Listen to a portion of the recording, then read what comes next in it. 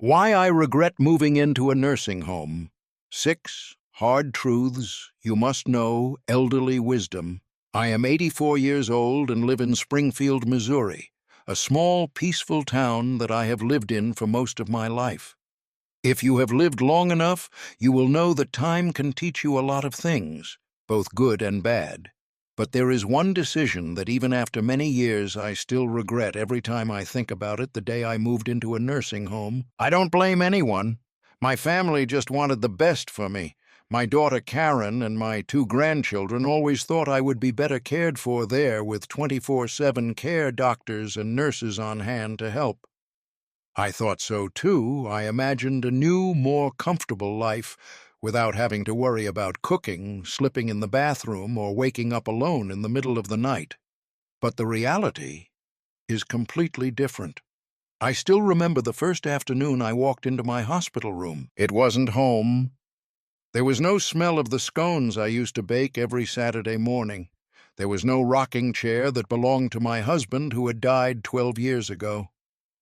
There were no family photos on the walls, like in the old house. Just cold white walls, a hard bed that someone had made, and a ticking clock hanging from the ceiling.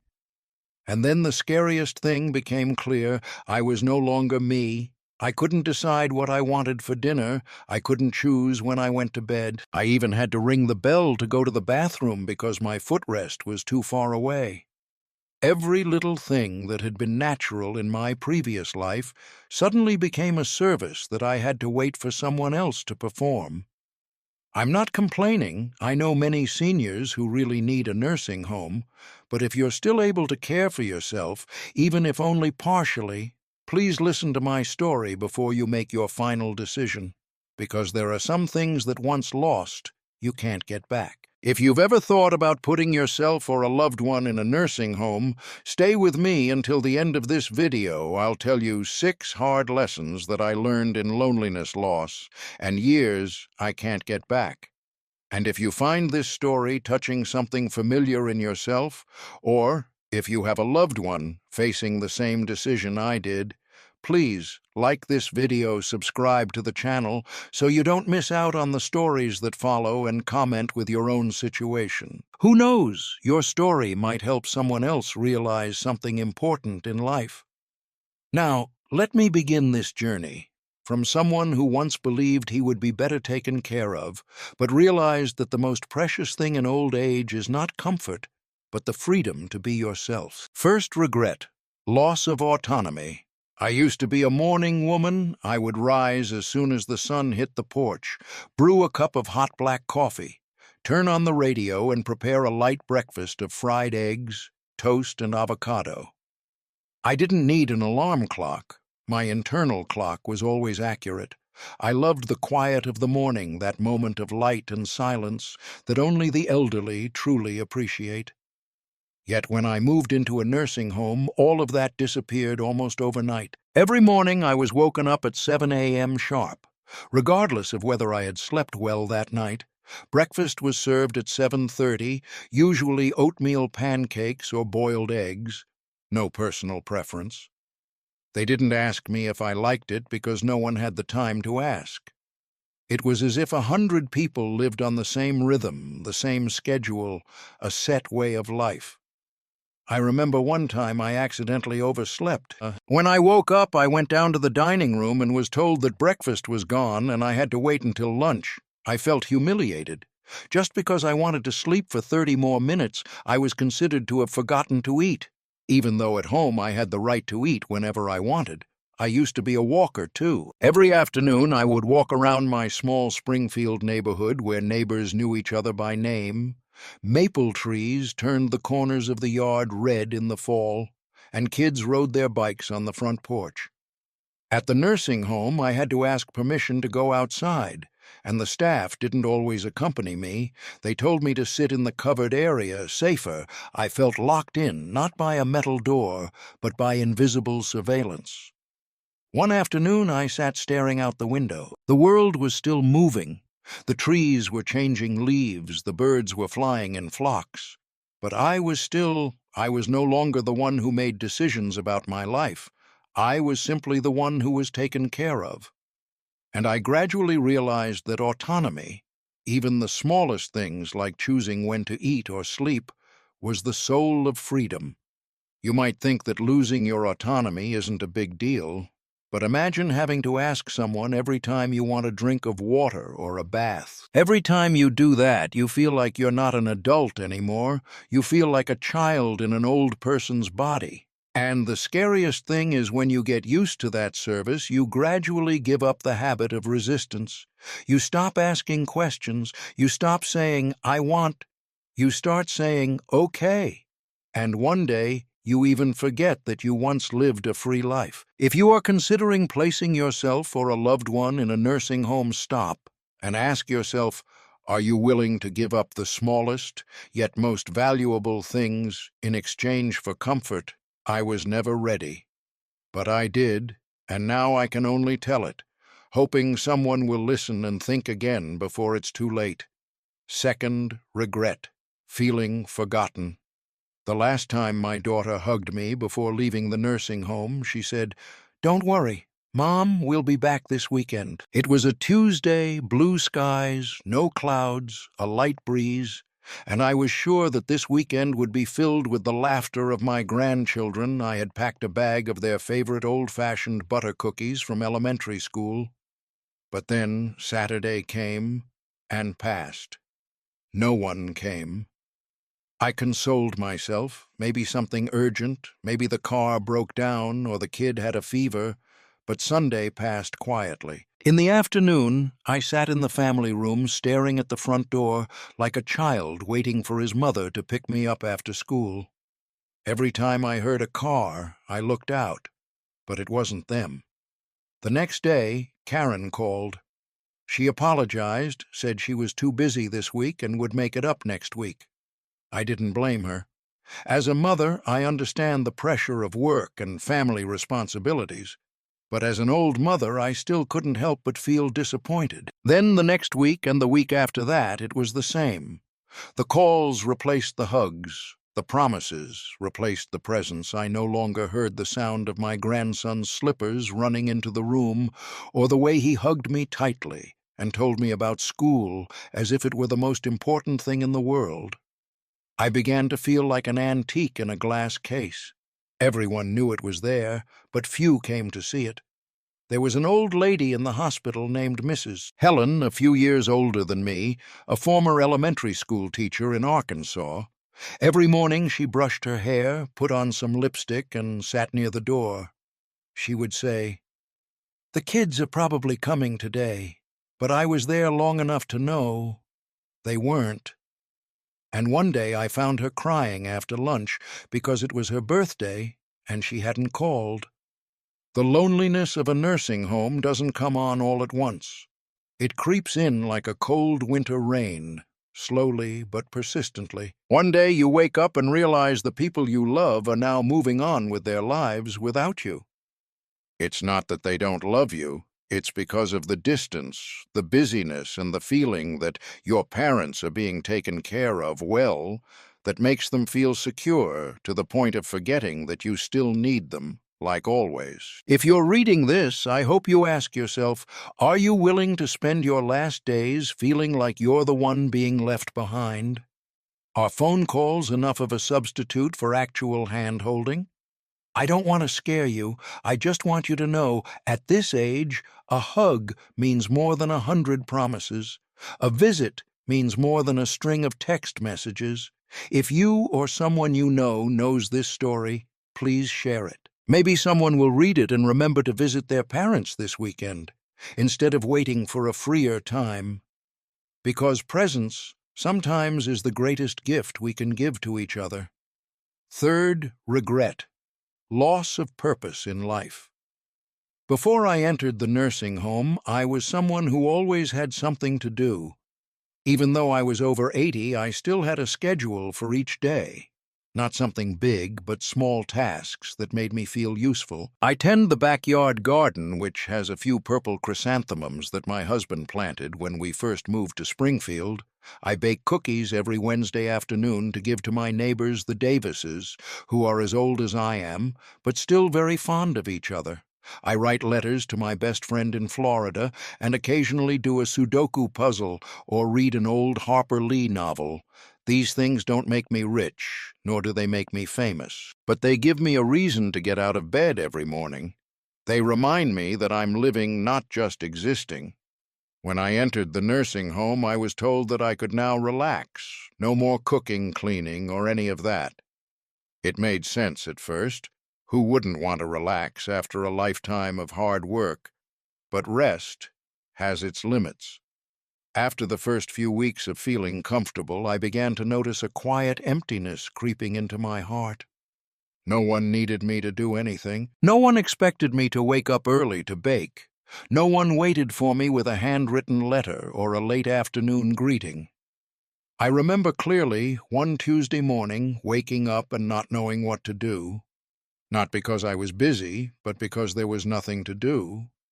I sat by the window watching the sunlight spread across the tiled floor and felt like a shapeless shadow. In the hospital, there was Walter, my old roommate. He had been a mechanic in Illinois and had loved to fix things all his life. The first time I spoke to him, he boasted that he had rebuilt an old Chevrolet, using only old tools. But now he just sat there staring at his hands, which were once strong, now trembling because there was nothing to touch. Nothing to fix. He said, "I don't know what I'm living for anymore, Dorothy." And I knew, in my heart, when you have no purpose, time becomes meaningless, days drag on, weeks pass by with no difference. Life stops being a journey and becomes a waiting, for meals, for checkups, for calls from the kids for bedtime. It gradually slows you down, not just your body, but your mind as well. Your memory fades because there is nothing new to remember. Your heart grows cold because there is no emotion to stir it. I'm not telling you this to make you sad, but to make you understand, while you're alive, live meaningfully. And if you're thinking about the nursing home, remember, you need to keep at least one thing that makes you feel valuable. Whether it's a plant, a letter, a friend, or simply a small goal to wake up for each day. Because sometimes just one reason to live is enough to hold on to a soul. Fourth regret. Health decreased faster than expected. There's one thing no one warned me about before I went into a nursing home. You can deteriorate faster, not because of age, but because you no longer use your own body. When I lived at home, I didn't have to move much, but I still did everything I could. I changed my own bed sheets, walked to the small store a few streets away to buy milk, climbed a few stairs every morning to water the plants in the garden. These were small things, but they were enough to keep my body flexible and my legs and arms supple. When I first moved into the nursing home, I thought it was convenient to have someone bring food to my room, have a button to call the nurse whenever I needed help, and have daily cleaning staff.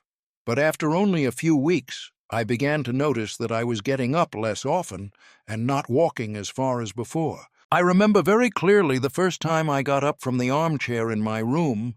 My legs were not as steady as before. I almost fell. And then I started to feel afraid. I sat more, walked less.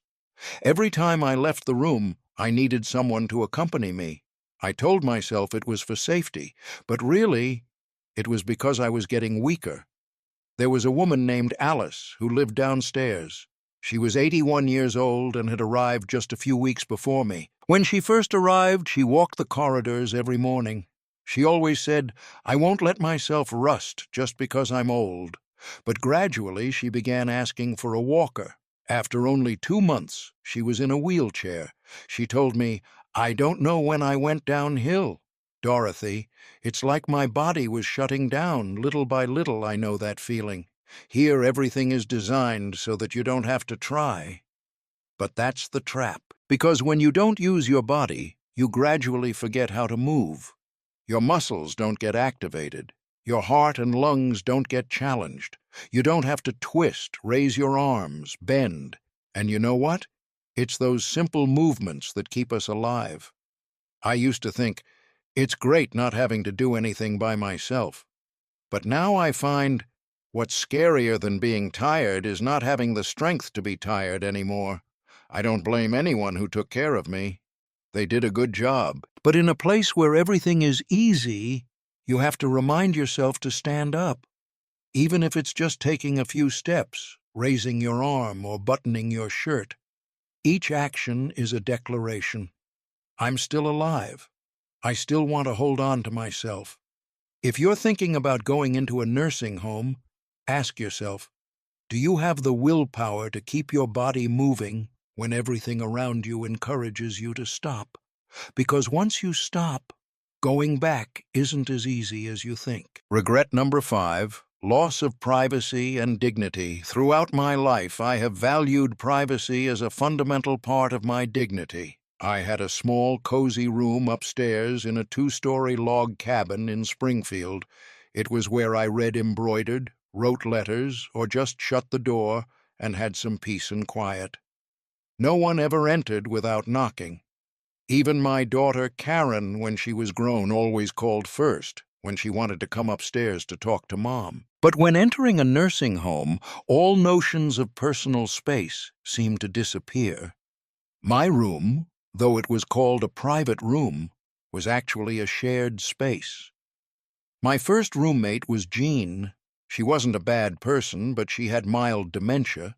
She would wake up in the middle of the night, turn on the lights, and talk to the TV as if it could hear her.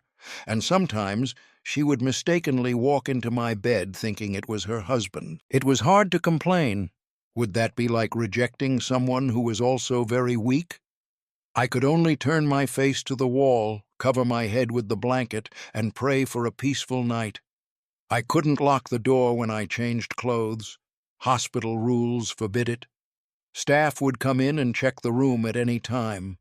Knock or not, I was changing clothes once when a young nurse walked in without waiting for a response. She meant no harm, but I felt like I wasn't a person, but a medical record to be cared for. Even bathing, something so private, had to be done on a schedule, and with the help of others, I still remember the feeling of having to ask a stranger to scrub my back for the first time. The humiliation was not because she had done anything wrong, but because I had been an independent woman, had raised 2 children, had cared for my husband when he was sick. And now, I began to see myself no longer as Mrs. Dorothy Miller. I became Room 207, right? Or patient with a history of hypertension. Dignity is something we don't realize we have, until it's taken away bit by bit. I still remember one afternoon when I was sitting reading a book, I heard the sobbing of Mrs. Helen, the old woman I often talked to in the yard. I went over to see and saw her confused in tears because she had been loudly reminded because she had forgotten to button her shirt after bathing. The staff did not mean to be harsh. They were just in a hurry. But Mrs. Helen, like me, was too accustomed to self-respect, and just a less than gentle word was enough to hurt her heart. If you are considering a nursing home, don't just look at the services, the menu, or the location. Ask yourself, am I strong enough to hold on to my last shred of dignity when the world around me is telling me to get over it? Because when you lose the ability to close the door, literally and figuratively, you lose your deepest self. Regret number 6. It's harder to leave than you think. When I first moved into the nursing home, I kept telling myself, if it doesn't work out, I'll leave. This is only temporary. My daughter reassured me the same way. Karen said, you give it a try, and if it doesn't work out, we'll find another way. Sounds reasonable, right?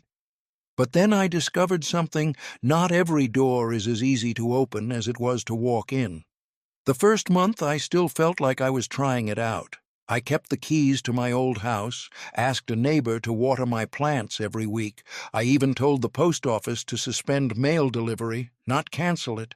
I tried to believe that I was still in control of my life. But as each day passed, I found myself sinking deeper into a nameless rut, and leaving was not as easy as I had imagined.